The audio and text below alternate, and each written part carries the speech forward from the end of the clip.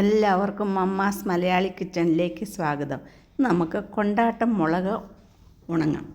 നല്ല വേനൽക്കാലമല്ലേ, ഇപ്പോഴാണ് എല്ലാ സാധനവും ഉണങ്ങി വെക്കേണ്ട സമയം.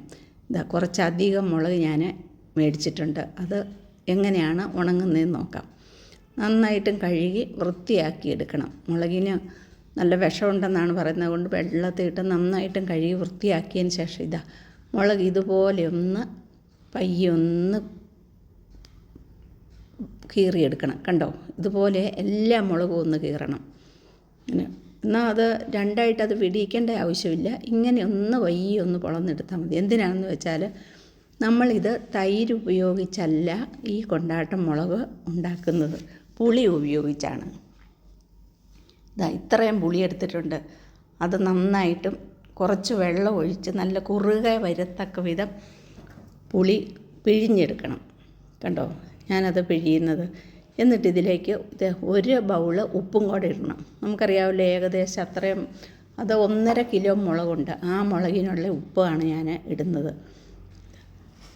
ഉപ്പും മുളകും ഇത്തിരി മുമ്പോട്ട് നിൽക്കണം. മുളകിന് നല്ല എരിവുള്ളത് കൊണ്ട് ആ എരിവ് കുറയാൻ വേണ്ടി നമ്മൾ ഉപ്പും പുളിയും എടുക്കുമ്പോൾ അത് നന്നായിട്ടും കൂടത്തക്ക വിധം എടുക്കണം. എന്നിട്ടിതേ അങ്ങനെ ഞാൻ പിഴിഞ്ഞ ആ പുളിവെള്ളത്തിനകത്തോട്ട് ഉപ്പും പുളിയും കൂടെ പിഴിഞ്ഞതാണ്.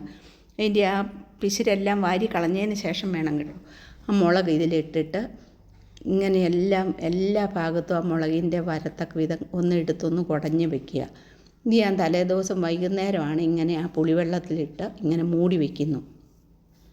പിറ്റേ ദിവസം രാവിലെ ആ പുളിവെള്ളത്തിൽ നിന്ന് ഞാൻ കോരിയെടുക്കുകയാണ്. ഒരു കൊട്ടയ്ക്കകത്തേക്ക് ഞാൻ കോരിയെടുക്കുകയാണ്. ഇത് തലേ ദിവസം വൈകുന്നേരം പുളിവെള്ളത്തിലിട്ട് വെച്ചതായിരുന്നു. ഇനി ഇത് പിറ്റേ ദിവസം രാവിലെ ഇതുപോലെ ഒരു ചോറ് കോരുന്ന കൊട്ടയ്ക്കകത്തേക്ക് അത് കോരിയിടുന്നു.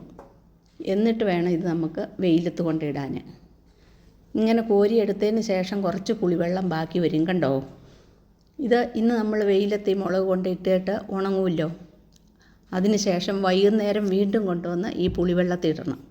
അങ്ങനെ ഈ പുളിവെള്ളം തീരുന്ന വരെ മുളകിട്ട് ഉണങ്ങണം. ഞാൻ ഉണങ്ങാനായിട്ട് വെയിലത്തിട്ടിരിക്കുകയാണ്. ഇനി ഇത് വൈകുന്നേരം വാരിയെടുത്തുകൊണ്ട് വരണം. കണ്ടോ, വൈകുന്നേരം അപ്പോഴത്തേനും മുളകിൻ്റെ പച്ചക്കളറൊക്കെ മാറി ഇത്രയും കളർ ഒരു വെള്ള കളറായി തുടങ്ങിയിട്ടുണ്ട്. വൈകുന്നേരം വാരിയെടുത്തുകൊണ്ട് വന്ന് വീണ്ടും ബാക്കി വന്ന ആ പുളിവെള്ളത്തിനകത്തേക്ക് ഇന്നിട്ട് വയ്ക്കണം. അങ്ങനെ ഇട്ട് നന്നായിട്ടൊന്ന് കുടയണം. ഇന്നും ഒന്ന് ഇളക്കി വെക്കണം. ഇളക്കി വെച്ചതിന് ശേഷം ഇന്നും മൂടി വയ്ക്കണം. പിറ്റേ ദിവസം രാവിലെ വീണ്ടും ഇത് നമുക്ക് വെയിലത്തിടണം. പിറ്റേ ദിവസം രാവിലെ കോരിയെടുത്ത് വെയിലത്ത് കൊണ്ടുപോയി ഇട്ട് ഒന്നും കൂടെ ഉണങ്ങണം. അങ്ങനെ ആ പുളിവെള്ളം തീരുന്ന വരെ ഇങ്ങനെ വെയിലത്ത് കൊണ്ടിടുക, ഈ പുളിവെള്ളത്തിൽ കൊണ്ടിടുക. അങ്ങനെ പുളിവെള്ളം തീരുന്ന വരെ ഇതിനകത്ത് ഇട്ടതിന് ശേഷം വേണം നമുക്ക് ലാസ്റ്റ് ഉണങ്ങാൻ.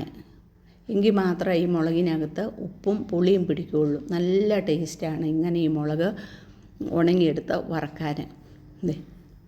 ഇതിപ്പം ലാസ്റ്റ് 3-ാമത്തെ ദിവസം കൊണ്ട് ആ പുളിവെള്ളം തീരും. ചിലപ്പം കൂടുതൽ ഇങ്ങനെ നിങ്ങൾ എടുക്കുവാണെങ്കിൽ 3-4 ദിവസം വേണമെങ്കിൽ ചിലപ്പം പുളിവെള്ളത്തിൽ ഇടേണ്ടിയിരിക്കും. ഉണങ്ങുക, കൊണ്ടിടുക.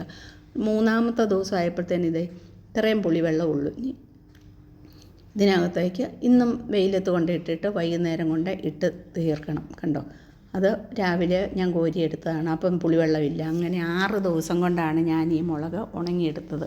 കാരണം പുളിയും ഉപ്പും കൂടെ ചേരുമ്പോൾ മുളക് ഉണങ്ങാൻ താമസമുണ്ട്. കണ്ടോ, ഇപ്പം അതെല്ലാം നല്ല വെള്ള കളറായി. കണ്ടോ, ഒടിക്കുമ്പോൾ ഒടിയുന്ന പാകമാകണം. ആ പാകമാകുമ്പോഴാണ് നമ്മൾ എടുക്കാവുള്ളൂ. നമുക്കിതൊന്ന് കുറച്ച് വറുത്ത് നോക്കാം എങ്ങനെയുണ്ടെന്നറിയാമല്ലോ. എല്ലാവരും തൈരിനകത്തിട്ടല്ലേ കൊണ്ടാട്ടം മുളക് ഉണ്ടാക്കുന്നത്. ഇങ്ങനെ ഉപ്പും പുളിക്ക് വറുത്തിട്ട് ഉണ്ടാക്കിയെടുത്താൽ നല്ല സൂപ്പർ ടേസ്റ്റാണ്. ഇങ്ങനെ നമ്മൾ വറുത്ത് കോരി കുറച്ച് ഞാൻ വറുത്ത് കോരിയെടുത്തു. ഇനി ഇത് നല്ല കുപ്പിക്കകത്ത്, കാറ്റ് കടക്കാത്ത കുപ്പിക്കകത്ത് ഇട്ട് വെച്ചാൽ നമുക്ക് ചോറിൻ്റെ കൂടെ ഓരോന്നെടുത്ത് കഴിക്കാം. കണ്ടോ, സൂപ്പർ ടേസ്റ്റിൽ. അപ്പം നമുക്കറിയാം തൈരില്ലാതെയും കൊണ്ടാട്ടം മുളക് ഉണങ്ങാമെന്ന്. കണ്ടോ, ഞാനത് ഒരു കുപ്പിക്കകത്ത് ഇട്ട് വയ്ക്കുകയാണ്. നമുക്ക് ആവശ്യത്തിന് ചോറിൻ്റെ കൂടെ ഈ ഒരു മുളക് ഉണ്ടെങ്കിൽ മാത്രം മതി ചോറുണ്ണാൻ. അത്ര ടേസ്റ്റാണ് ഈ ഉപ്പും പുളിയും ഇട്ട് ഇങ്ങനെ മുളക് ഉണങ്ങിയാൽ. ഇനി ഇങ്ങനെ അടച്ചു വെച്ചു.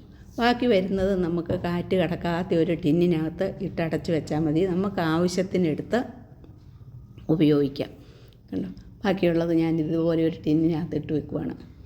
എന്നിട്ട് അത് അടച്ചു വെച്ചാൽ മതി. നമുക്ക് ആവശ്യത്തിന് എടുത്ത് ഉപയോഗിക്കാം. അപ്പം നിങ്ങൾ എൻ്റെ വീഡിയോ കണ്ടിട്ട് സപ്പോർട്ട് ചെയ്യാൻ മറക്കരുത്.